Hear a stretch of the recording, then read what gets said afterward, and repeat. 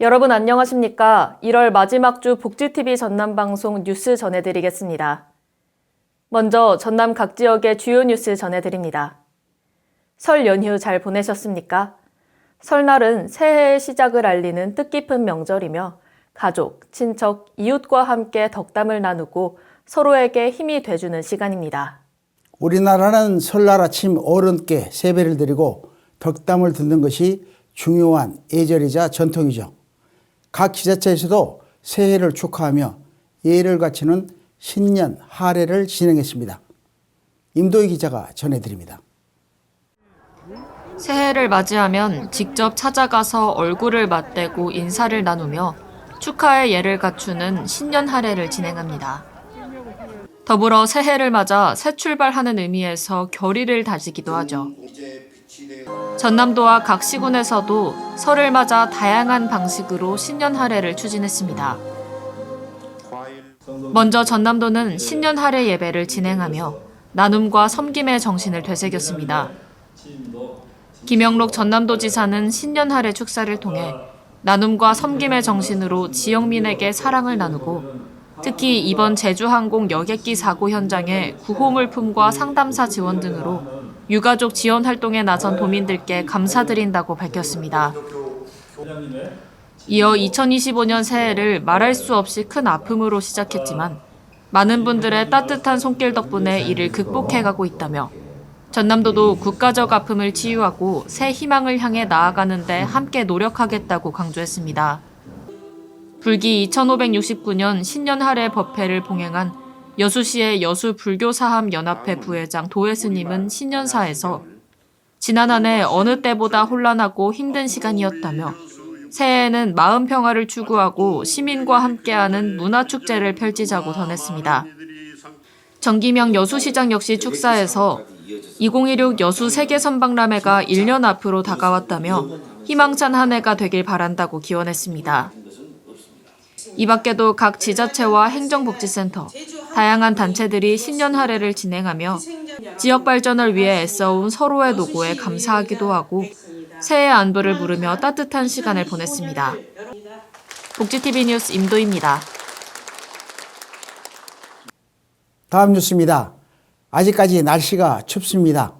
날씨가 추운 겨울철에는 협심증, 심근경색증 같은 심혈관 질환과 뇌출혈, 뇌경색증 등의 심뇌혈관 질환의 위험이 증가하는데요. 순천시 성가롤로 병원이 지역 심뇌혈관 질환센터로 지정됐습니다. 지난 1969년 개원한 종합병원으로 지역민들에게 치유와 희망을 전하는 성가롤로 병원 소식, 김재상 기자가 전해드립니다. 순천시 성가롤로 병원이 보건복지부 지역 심뇌혈관 질환센터 지정 공모에서 최종 선정됐습니다. 지역 심뇌혈관 질환센터는 지역 내 심뇌혈관 환자의 급성기 최종 치료를 24시간 제공하고 퇴원 환자 등의 예방관리 교육 및 홍보 등을 담당하는 역할을 합니다.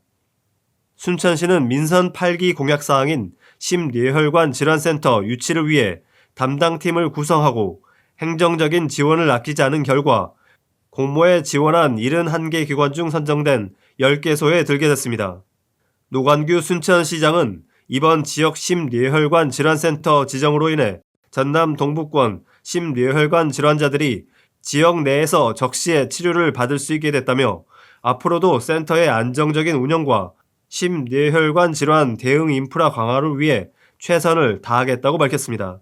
순천시 성가롤로 병원은 앞서 보건복지부가 실행한 응급의료기관 평가에서도 39개의 대학병원과 5개의 종합병원으로 이루어진 전국 44개 권역응급의료센터 중 7위를 달성해 최우수 등급인 A등급을 획득하기도 했습니다. 민선 8기 역점 사업으로 시작한 지역 완결적 응급의료 체계 확충 노력이 다양한 성과로 나타나고 있는 만큼 앞으로도 지역 의료기관과 함께 시민이 안심하고 살 수 있는 도시가 되길 바랍니다. 복지TV 뉴스 김재상입니다. 다음 뉴스입니다.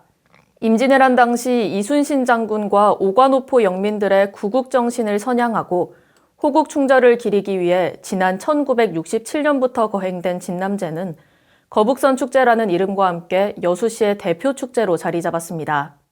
여수시는 진남제와 더불어 이순신 장군이 출정 전 지냈던 제사인 전라 좌수영 둑제 역시 전통문화예술 브랜드로 키워나오고자 박차를 가하고 있습니다. 김주은 기자가 취재했습니다. 여수시는 전통예술재현 복원사업 1호로 선정된 전라 좌수영 둑제를 시의 대표적인 전통문화예술 브랜드로 키워나가겠다고 밝혔습니다. 시는 문화예술 브랜드 사업 본격 추진을 앞두고 지난해 6월부터 10월까지 시범 공연을 10회 추진해 성황리에 마치기도 했습니다. 둑제는 조선시대 군대 출병 때 주로 지낸 제사로 출정 전 군중의 앞에 세우는 둑기와 둑을 통해 군대의 위용을 보이고자 했습니다. 따라서 전라 좌수영의 본영인 진남관이 자리한 여수는 전라 좌수영 둑제의 최적지입니다. 이번 사업은 1부와 2부로 진행되며 이순신 광장에서 막을 올려 진남관에서 막을 내릴 예정입니다. 제1부 둑제례는 찬실배설과 사배, 전패, 간청무, 조헌, 궁시무, 아헌, 창건무, 종헌, 음복과 수조, 철변두, 망해 등의 순으로 이루어지며 이어지는 제2부 군전 및 수군 출정식은 임진왜란 당시 여수에서 최초로 출병한 이순신 장군의 승리의 의미를 담은 프로그램입니다. 전통예술 재현 복원 사업으로 역사와 문화적 가치를 담아 지역의 전통성과 자긍심을 높이며 문화 관광의 핵심 기반으로 성장하길 기대합니다. 복지TV 뉴스 김주은입니다. 다음 뉴스입니다. 국내의 불안정한 시국과 세계적 경기 침체로 국민들과 소상공인의 어려움이 나날이 커지고 있습니다. 이에 전라남도는 빠르게 민생경제 안정대책을 추진하고 있습니다. 특히 도지사는 직접 민생 현장에 방문해 도민들의 이야기를 경청하는 시간을 갖기도 했습니다. 이영춘 기자가 보도합니다.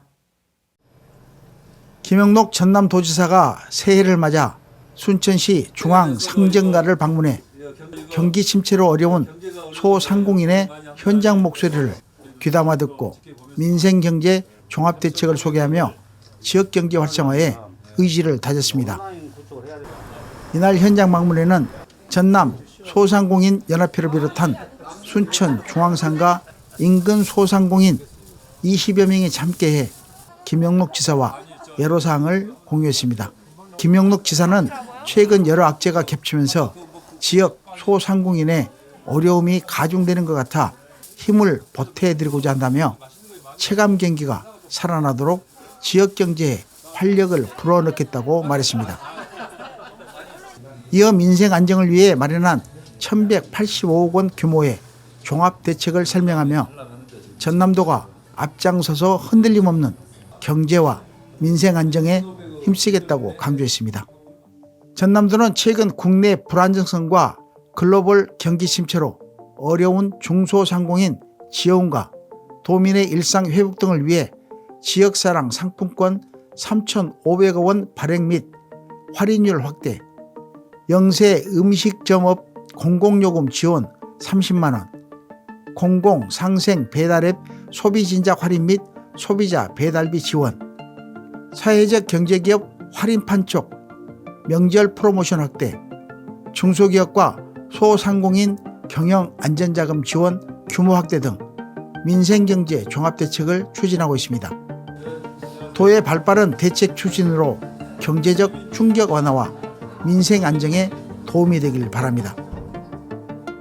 복지TV 뉴스 이영추입니다. 다음 뉴스입니다.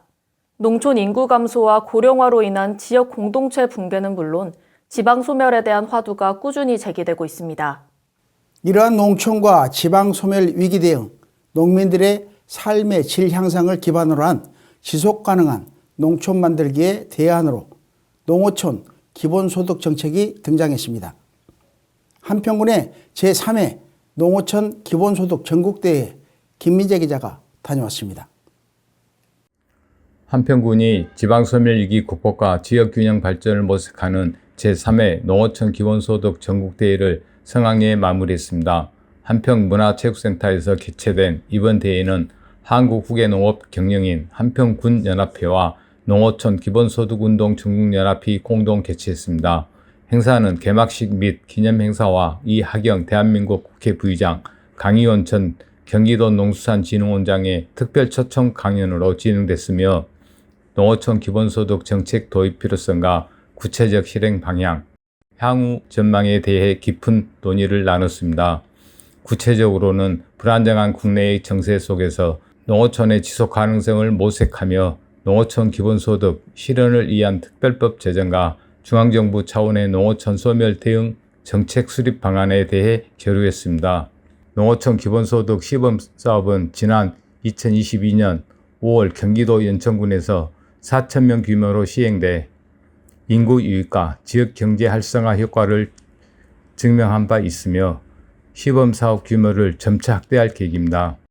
시범사업 지역으로 인구 3만 명 정도의 적정 규모를 가지고 현재 기본소득 정책을 검토하고 있는 전남 한평군이 거론된 가운데 이상익 한평군수는 농어촌 기본소득은 농업인뿐만 아니라 지역사회의 활력을 불어넣는 중요한 발판이 될 것이라며 행복한 지역사회를 만들기 위해 정책 도입에 박차를 가하겠다고 다짐했습니다.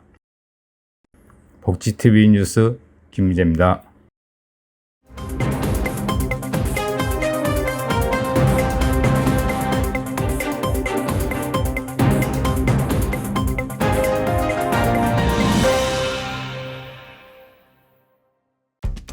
전남 각 지역의 간추린 소식 전해드립니다.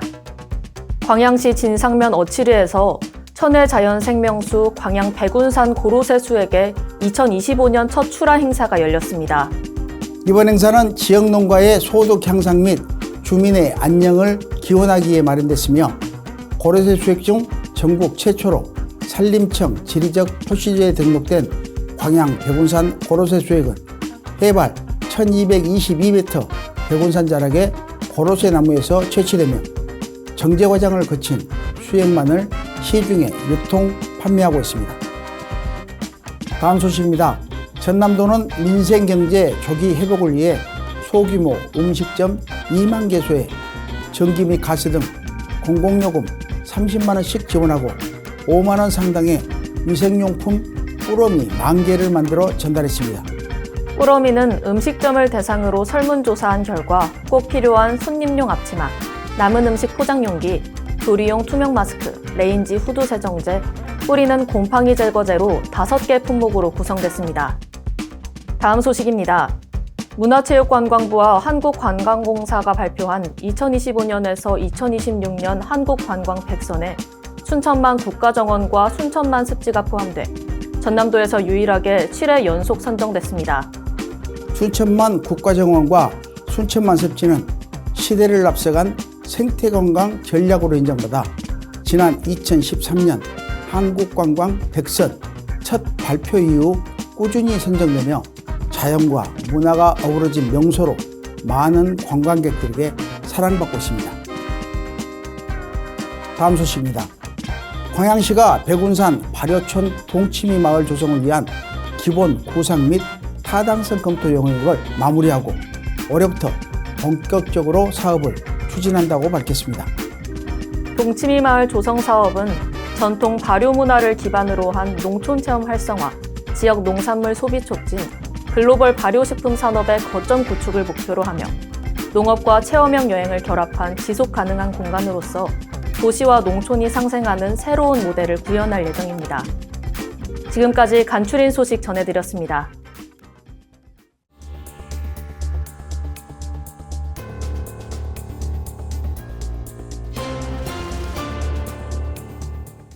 겨울철에는 계절적 특성으로 화기 사용이 늘어나 화재 위험 요인이 증가합니다.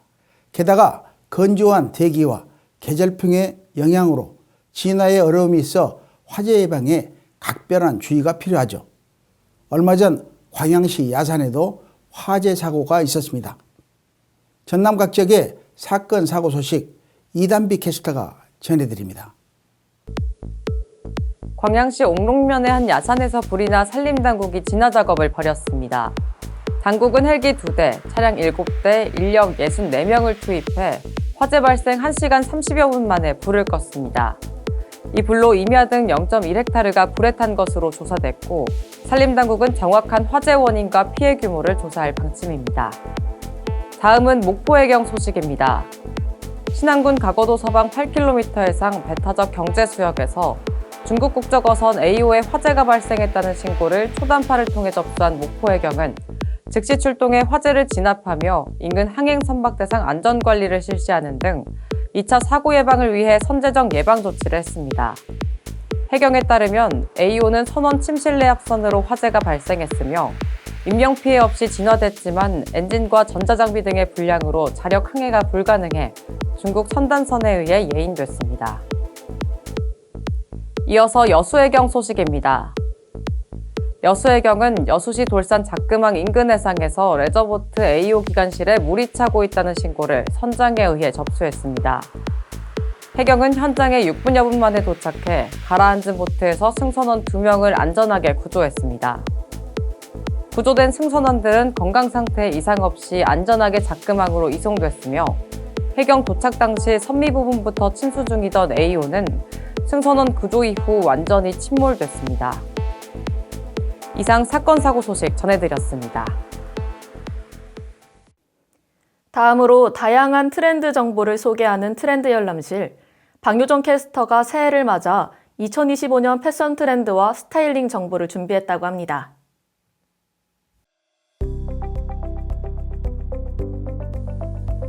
지금 딱 트렌드 열람실의 방효정입니다.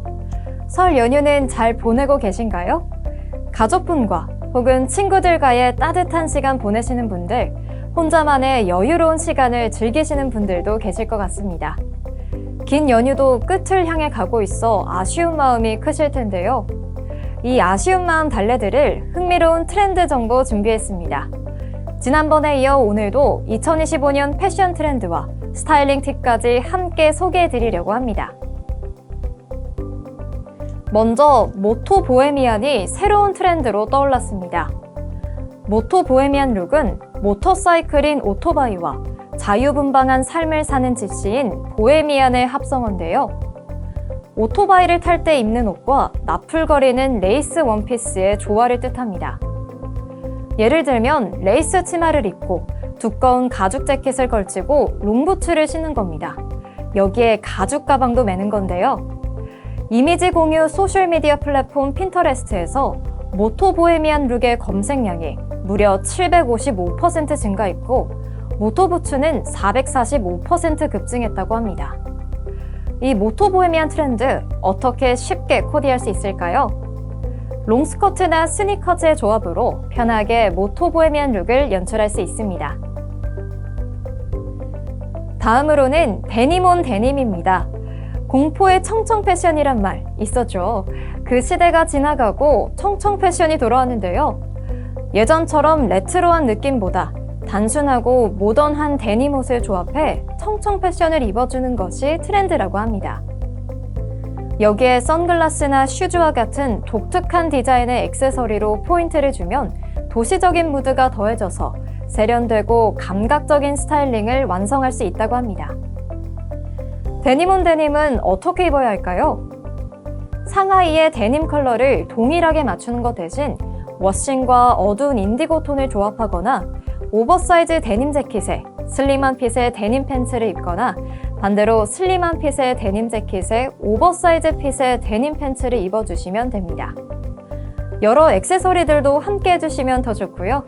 돌아온 청청 패션의 새로운 모습 기대됩니다.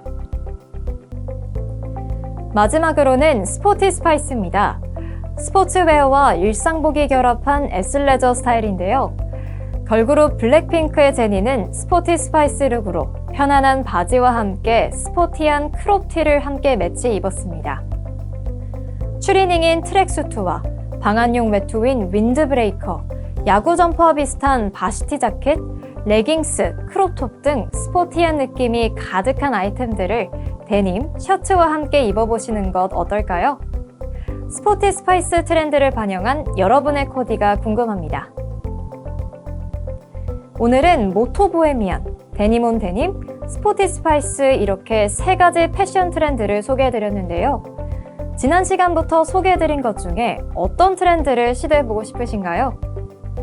고민되신다면 집에 있는 옷으로 여러 스타일을 먼저 매치해보시는 거 어떨까요? 여러분에게 새로운 패션 영감을 드리는 시간이 됐길 바라며 스타일리시한 2025년 되시길 바랍니다. 다음 주에도 흥미롭고 재밌는 이야기로 돌아오겠습니다. 지금까지 트렌드 열람실의 방효정이었습니다.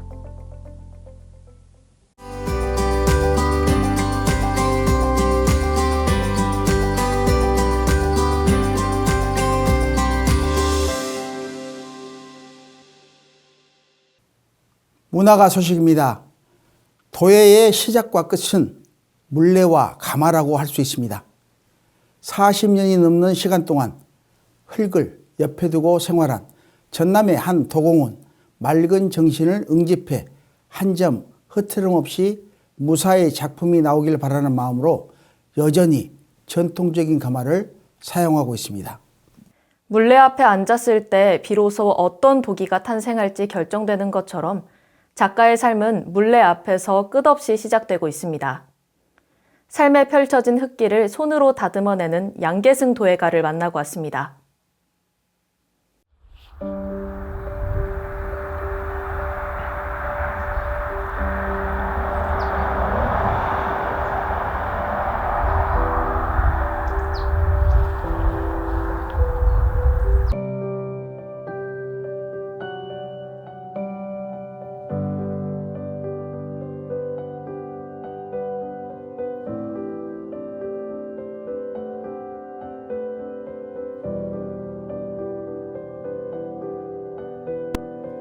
양계승 도예가는 끝없는 열정과 학구열로 40년 넘게 도공의 길을 걸어왔습니다.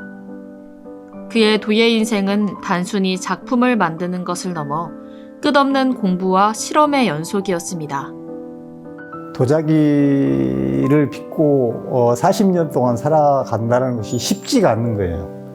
다시 말해서 가장 중요한 생활고를 해결해야 되고, 그러면서도 또 창작 활동을 하고, 또 그러면서도 가정을 유지를 하고 한다는 것이 쉽지가 않는 것인데, 그럴 때마다 돌파구니를 찾기 위해서 나만의 여러 가지 실험도 하고 연구도 하고 또 새로운 것을 발견하기 위해서 노력을 하고 있습니다. 기계 성형과 전기 가마가 보편화된 오늘날, 양계승 도예가는 여전히 전통적인 방법을 고수하며 손으로 흙을 빚고 오름 가마에 소나무 장작을 떼는 작업을 이어가고 있습니다. 가마가 식기를 기다리는 고요한 순간에 느껴지는 설렘은 그가 쌓아온 경험과 열정의 결과물입니다. 처음에 도자기 시작할 때는 전통 가마라든가 이렇게 할 수 있는 여건들이 안 됐고, 지금은 여기 조금 넓은 터에서 시내를 도심을 벗어나서 넓은 터가 있어서 전통 가마를 빚어서 전통 가마가 아니면은 꿀 수 없는, 그리고 장작 가마라든가 이런 불맛이 제대로 나는 도자기를 꼭 빚어봐야 되겠다라고 하는 생각이 있어서 전통 가마를 선택하게 됐습니다. 흙을 채취하고 정제하는 것부터 성형, 조각, 유약, 소성의 모든 과정을 직접 진행하며 전통과 현대의 조화를 추구합니다. 굽이, 어느 분야에도 굽이 좀 다르죠. 여기가 불리죠. 그렇죠. 이런 것은 이게 누가 주문을 해도 안 되고 인위적으로 안 되는 것이죠. 자연스럽게. 하나밖에 없는 거예요, 세상에서. 자연스럽게 자연을 닮아서 불이 아주 자유로운 그런 방향으로 불이 가고, 또 그 불꽃의 영향을 받아서 도자기의 그 형상이 나타나요. 그 형상들은 어떻게 인위적으로 만들 수가 있는 것이 아니고 정말 그 가마 불 속에서만 탄생할 수 있는데, 이것은 다시 만들어라 하면은 만들 수 없는 거예요. 그래서 이 다시 만들면 만들 수 없다라고 하는 것이 굉장히 묘미가 있고 재미가 있고, 또 가마 문을 열었을 때 정말 그 신비감, 성취감은 이루 말할 수가 없습니다. 일상에서 사용하는 도자기까지도 예술적 가치를 지니도록 만들고자 하는 그의 노력은 기능성과 미학을 결합해 실용적인 아름다움을 보여주기도 합니다. 우공이산의 마음으로 묵묵히 도예의 길을 걸어온 그는 이제 도예의 경지에 다다른 진정한 선비입니다. 그의 작품을 통해 우리는 예술에 대한 진지한 열정이 담긴 장인의 모습을 엿볼 수 있습니다. 40년이 넘도록 흙을 만졌지만 여전히 가마가 식길 기다리는 시간이 가장 설렌다는 양계승 도예가에게서 우리는 진정한 장인의 마음을 엿볼 수 있습니다. 그에게 도예는 단순한 기술이 아닌 끊임없이 자신이 걸어온 길을 돌아보며 발전해 나가는 여정입니다.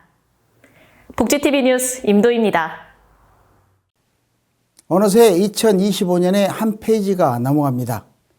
다가오는 2월은 짧지만 겨울과 봄을 이어주는 특별한 달인 만큼 의미 있는 시간으로 채워보는 것은 어떨까요? 뱀띠 유명인사 중 윤동주 시인은 위대한 시는 작은 고뇌에서 시작된다라는 말을 남기기도 했습니다. 한 해의 목표를 향해 작은 고뇌부터 차근차근 발전시켜 나가길 바라며 이상으로 뉴스 마칩니다. 시청해주신 여러분 고맙습니다.